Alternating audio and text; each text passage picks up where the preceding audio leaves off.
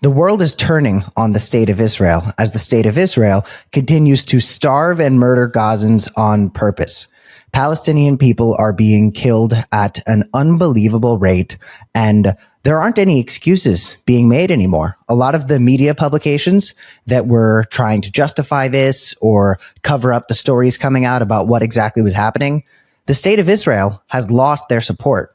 The Pod Save America bros just had a video on this that I think really goes to show how a lot of people in the United States and all over the world are going to be looking at Israel in the years to come. Let's take a look. And I don't think Democratic candidates should take money from AIPAC or vote to fund military support for Israel anymore. Like, I really don't. In this government, absolutely not. And that especially includes, I think, the next Democratic nominee for president. Things I want to see Democrats at least calling for is cutting off military assistance to Israel. It's a rich country, by the way. They don't need our $3 billion a year. And hands up, right? Barack Obama signed a 10-year MOU for $3.3 billion a year. Like, so we're part of the problem here. Let's correct it. I would like to see talk about sanctioning Israeli government officials who use genocidal rhetoric or who talk about ethnic cleansing openly. We should support a ceasefire resolution at the UN. We should demand that international press be allowed into the Gaza Strip to report on what's happening without an IDF minder. It's insane. The press still can't go into Gaza and cover what's happening. And I also think there has to be a total mindset change in the Democratic Party. When the war ends, we are not going back to the pre-October 7th status quo because it's not where the party is. It's not where the world is. We're not going to shovel billions a year in military aid. We're not going to veto every effort to recognize the Palestinian state at the UN. We should not take money from AIPAC. And I will hold out hope for better political leadership in the US and in Israel. But we have to also recognize that the Biden era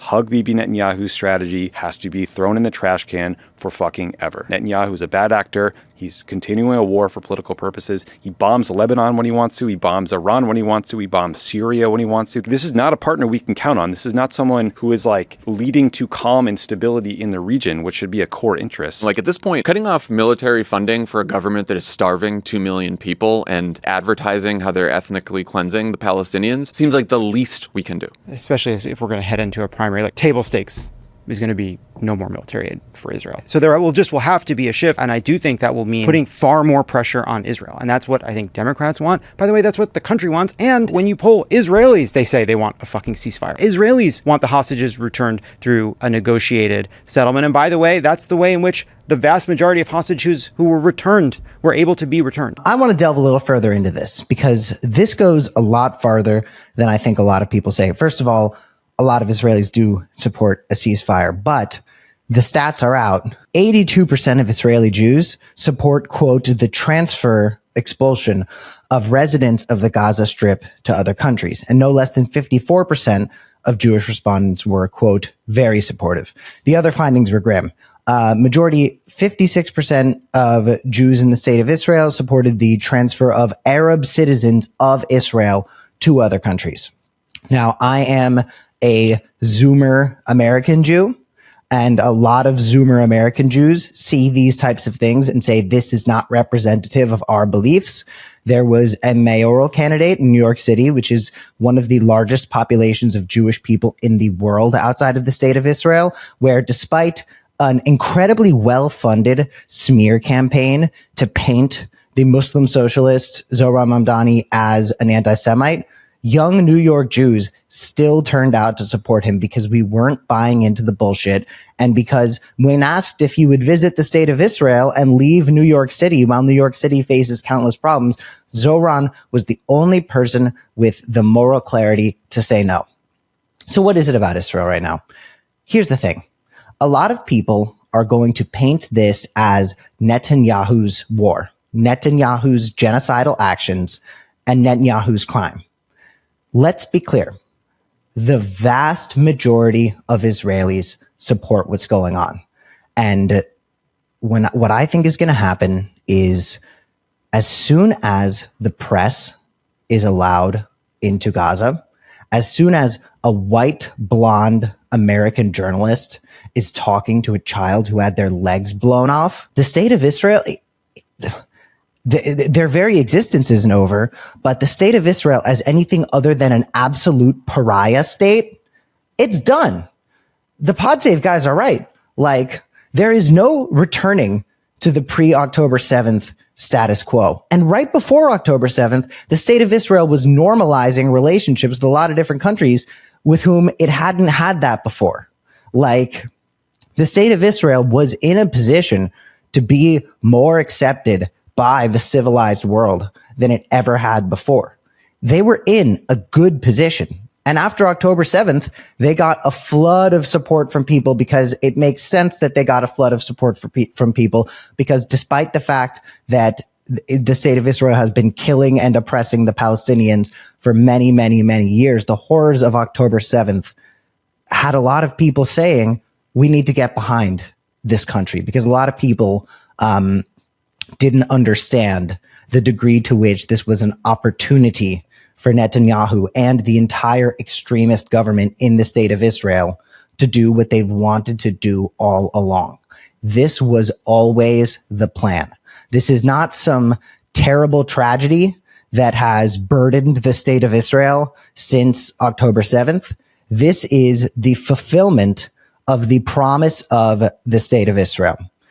The murder of Palestinians has been the plan. October 7th was the opportunity to see it through. So I don't think Benjamin Netanyahu is ignoring every ceasefire deal because he wants to save the hostages more valiantly using the bravery of the IDF. As a matter of fact, the only way to really save the hostages is through diplomacy and negotiation, because IDF operations put the hostages' lives at risk. Multiple hostages, and of course, you know, the whole Hasbara community doesn't want you to talk about this. Multiple hostages have been killed by the IDF in rescue operations. So we do need to rescue the hostages. We need to do it immediately and get them back home to their families who are desperate for something to happen. But the only way to achieve that in a way that does not put their lives at risk is through a ceasefire.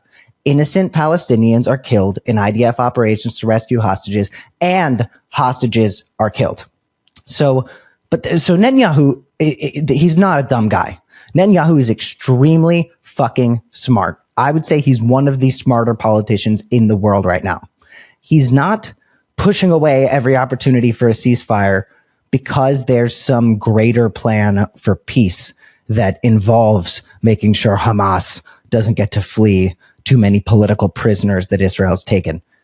Netanyahu doesn't want a ceasefire because he can't allow journalists into Gaza.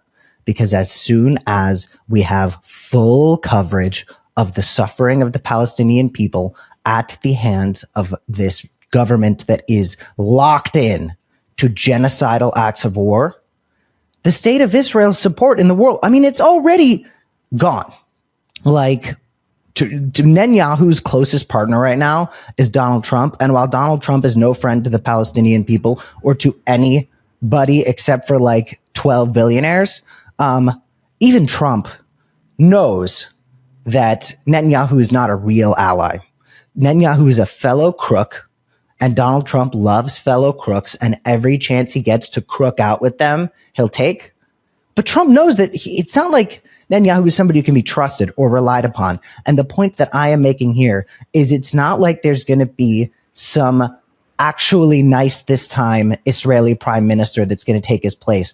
The state of Israel is locked in to ensuring that the Palestinian people continue to suffer. All this messaging that they're trying to free the Palestinian people from the evils of Hamas, that is just justification for this, the same way that when Vladimir Putin attacked Ukraine in one of the most evil acts of war in modern history, he said he was trying to liberate the Ukrainian people from an oppressive regime.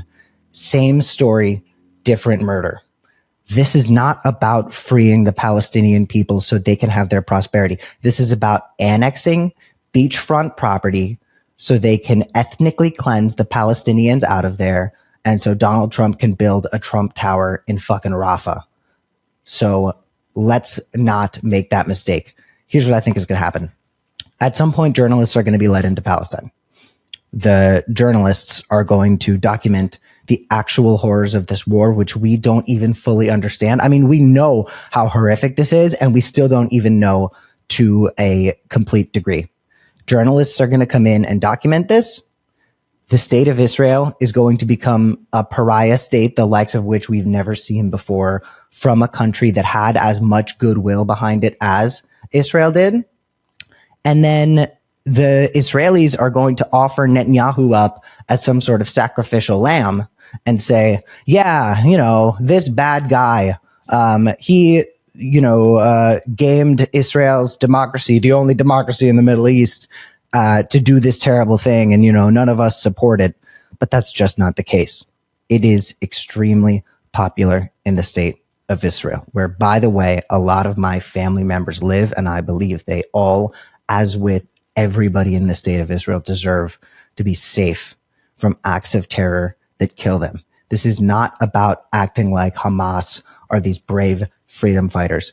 The leadership of Hamas, the people who call the shots in Hamas, they are happy to throw the Palestinian people directly in the line of fire to further villainize the state of Israel. And the Israeli military, government, and most of the Israeli people are happy to allow those people who are in the line of fire to fucking die. Before we go, I want to show you a clip of Benjamin Netanyahu telling us what he really means about Israel's PR stunt to let in a little bit of aid to show that they're actually the nice guys here. Let's hear what Netanyahu's going to say. But let it be clear, we will achieve the goal. We will eliminate Hamas. To accomplish this goal, both the elimination of Hamas and the release of our hostages, we are advancing in the fighting and conducting a negotiation campaign. On every path we choose, on every path, we will need to continue allowing the entry of minimal humanitarian supplies. And then he goes on to say, of course, that there's like this fake UN campaign to paint the state of Israel in a negative light. And it's like, Bibi, there is nobody who can paint the state of Israel in a more negative light than you and your extremist government. I am a Jewish person, and I have faced more anti-Semitism in my life than anybody deserves to face ever. I was a fucking Jew telling America after the Parkland shooting, when I was running March for Our Lives, I was a Jew telling America I was coming after their guns. And my father and grandfather were not only adoption lawyers, which is quick to be painted as human trafficking, which is a huge part of so many anti-Semitic conspiracy theories. They were also adoption lawyers who had done an adoption for the Chief Justice of the Supreme Court of the United States of America. And that is like one Google away from finding. The anti-Semites had a fucking party with me. I understand the dangers of anti-Semitism. Mind you, as someone who's faced a lot of anti-Semitism, I could tell you, about 99.9% of that anti-Semitism has come from white American Christians, not from Muslims. As a matter of fact, Muslims have been extremely kind and loving to me. Few of them and I have had some interpersonal discrepancies, but that hasn't had anything to do with me being Jewish. It's had some stuff to do with me being occasionally a messy and toxic person.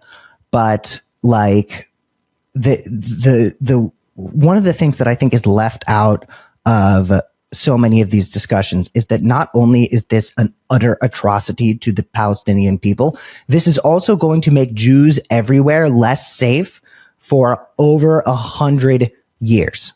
I have read the manifestos of mass shooters, domestic terrorists, people who kill Jews because of anti-Semitism, and they use things like this as an excuse. Jew haters will be citing what the state of Israel has done to the Palestinian people in their anti-Semitic attacks for a very long time. There is no single person who has made Jewish people around the world less safe than Benjamin Netanyahu, because attacks on Jewish people, attacks on the state of Israel, attacks on Jews in other countries, the people who do it will be doing it not only because they hate Jews, but also because of the actions of the state of Israel, which are supported all over that country, and they will be doing it for a very, very long time. So if you are feeling unsafe as a Jewish person right now, just remember, quite a lot of the hate that we get is because the state of Israel inextricably ties our ethno-religion that is coded into our DNA to the actions of a military that puts the star of David that was put on us during the Holocaust to identify us. They put that on tanks that blow shit up and kill fathers, mothers, and children. It is a very unsafe time to be a Jewish person right now, and I can tell you all who to thank, and it's very largely, not across the board, not everywhere. Antisemitism is a very popular and ancient form of hate that thrives in all sorts of communities all around the world, but the state of Israel is making it exponentially worse. With the Bulwark, I'm Cam Kasky. Thanks for watching.